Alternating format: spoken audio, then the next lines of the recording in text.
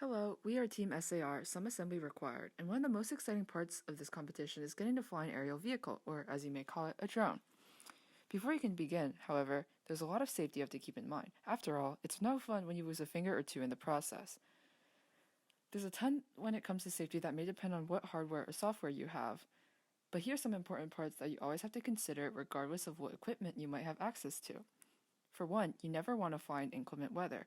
I'm sure you usually don't want to go outside when it's muddy or when it's raining, so don't take the drone out there with you, too.